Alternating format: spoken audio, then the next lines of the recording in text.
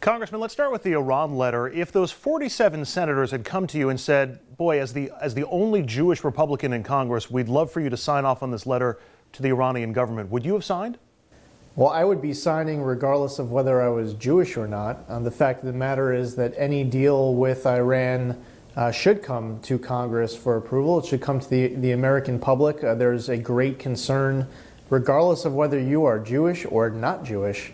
There's a great concern of entering into a bad deal with Iran, and there's an understanding that a bad deal could be worse than no deal at all. Putting the issue aside, the policy decision aside, there's the old saying that politics stops at the water's edge. Doesn't the U.S. need to speak with one voice on foreign policy, and shouldn't that voice be the president's and not Congress's?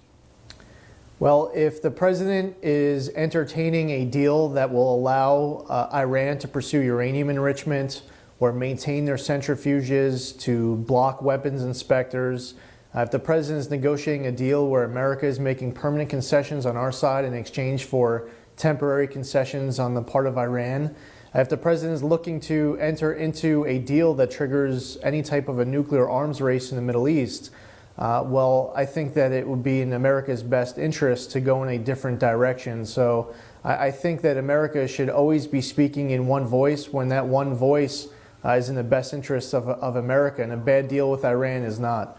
But when you say in the best deal of America, that's really your opinion on this, and you're injecting your opinion into that one voice that's representing the United States. Let me reverse the situation. If it was a President Scott Walker or a President Jeb Bush and Democratic senators wrote a similar letter, you'd be okay with that?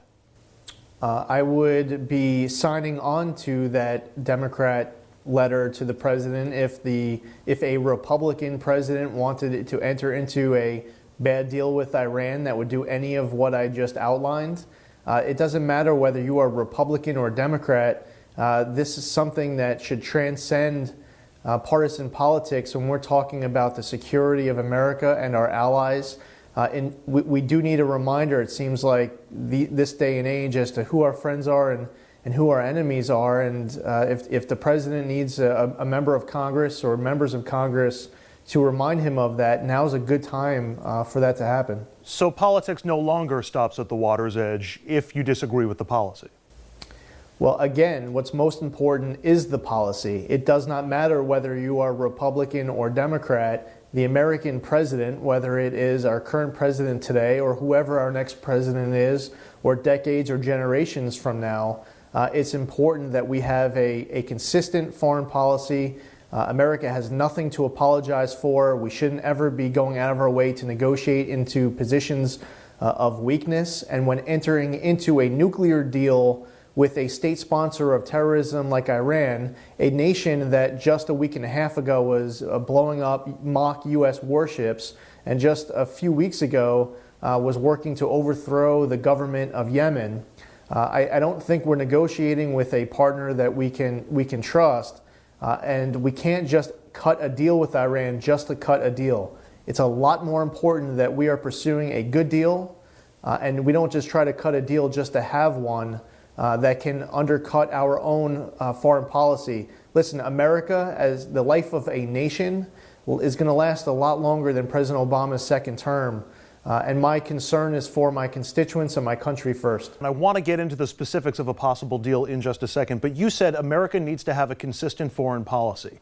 How is that possible when members of Congress are writing letters to foreign governments basically reversing the position that the administration is trying to deal with whatever the foreign policy situation happens to be, whether it's Iran or Great Britain or Egypt or anybody else in the world? How is that consistent? If the president wants to enter into a good deal with Iran, I think he would see very strong, overwhelming bipartisan support. The concern is that we would enter into a bad deal with Iran that would be worse than having no deal at all. And as far as consistency goes, if the president in Syria, for example, he warned the Syrian government that there were going to be consequences for the use of weapons a couple years ago, that once used, there were no consequences. A president, regardless of whether it is a hawk or a dove, whether it is a liberal or conservative, Republican or Democrat, needs to be consistent as far as leadership goes, and for our president, the American president, to be looking at the Middle East as a landscape or challenges all across the globe, there needs to be more consistency. And what we've seen in America's foreign policy is that we will say that we stand for something, and then we will go another route and contradict ourselves. We are contradicting everything that is great and exceptional as far as America and the security of our allies when cutting a deal that may trigger a nuclear arms race in the Middle East, that will allow Iran to pursue uranium enrichment, keep their centrifuges, block access to weapons inspectors.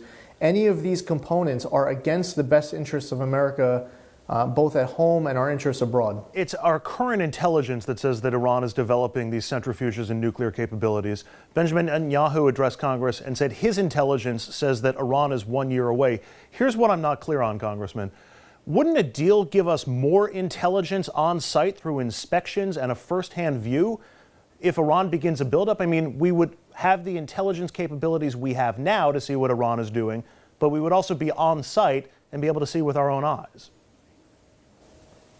Yeah, well, that is making some assumptions, and you know it's okay to make assumptions. It's tough to assume that Iran is negotiating in good faith. Something else I wouldn't want to see happen is for the Obama administration to be announcing a deal, and then within hours or days or weeks, the Iranian government is refuting the terms of that deal, which essentially means that there was no deal in the first place. So just because there is something that the President of the United States of America wants to call a deal with Iran, that doesn't make it a good deal. But we would still have the intelligence, even if Iran lies about everything after we sign a deal, we would still have the intelligence and the insight into what Iran's doing that we currently have.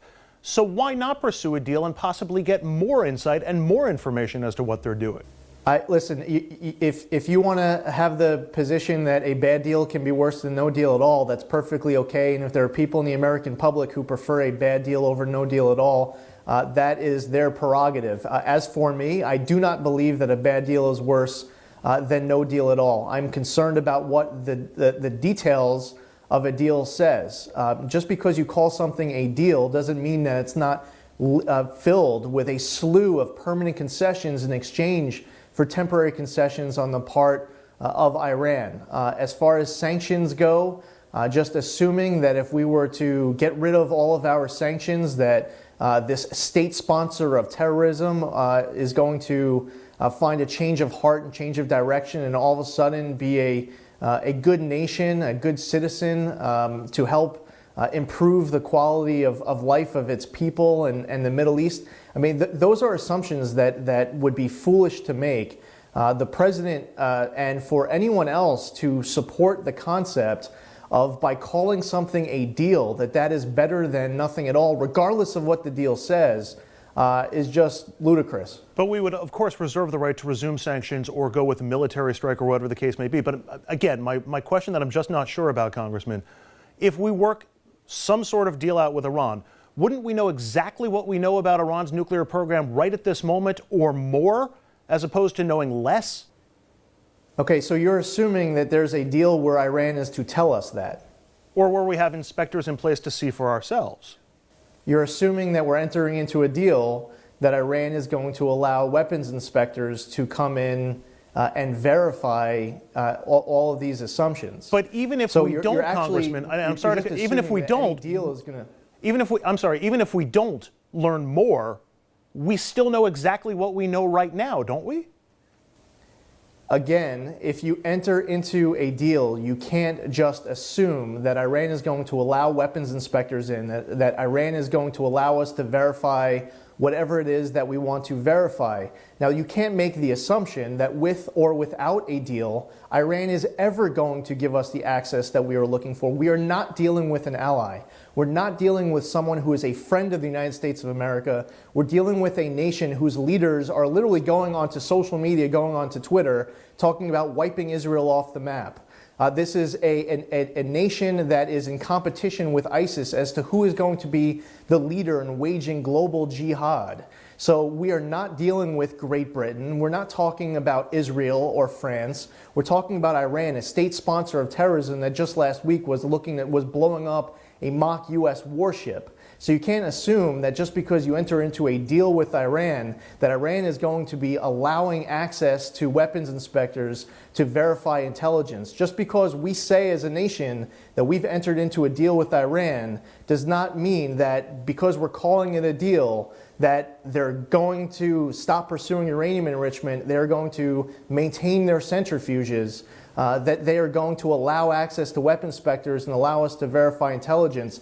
That is why the devil is in the details. Just because the President of the United States says, breaking news, we've entered into a deal with Iran, that doesn't mean that that is a good deal just because that announcement is being made. We have to look at what the details are. And I also want to know that if the details are outlined and they are good details, I want to make sure that Iran is on board with all of those good details. We can't just assume that the Iranian government is on board with whatever ends up coming out of any deal, any negotiations with this state sponsor of terrorism. But even if Iran doesn't cooperate with inspections, even if we don't get on-site verification, we would still know exactly what we know right now, wouldn't we? So again, if you enter into a bad deal, or if you enter into no deal at all, in both cases, you are in a very similar situation as far as having access for weapons inspectors and to verify intelligence. That is but one aspect of these negotiations. If you don't enter into a deal and you decide to continue to utilize sanctions to prevent Iran from having the ability to pursue uranium enrichment, to pursue other aspects of pursuing nuclear capability, whether it's construction at Arak or other pursuits of a nation. It's important that the devil's being in the details. We need to see what is being announced before we come to the judgment that just because there's a deal, that's a good one. Congressman Lee and again, as far as you keep questioning with regards to the intelligence that we will know just by entering into something that we call a deal. And to that point, we have to ensure that if a deal is going to lead to any increased intelligence over what we have now, that there is that access for weapons inspectors, that there is that sharing of intelligence to confirm what Iran is doing or not doing. So I'm not going to make any type of assumption that a state sponsor of terrorism that is looking to wipe our allies off the map and looking at ICBMs, which by its name, intercontinental ballistic missiles, aren't to be used for neighboring states. We have to be smart about this and not look to cut a deal just to cut a deal. And again, we can't assume that by not entering into a deal that somehow we are automatically worse off than entering into a bad one. All right, Congressman Lee Zeldin, it's an important debate to have, and I thank you for engaging in it with me tonight. Thanks very much. Thank you.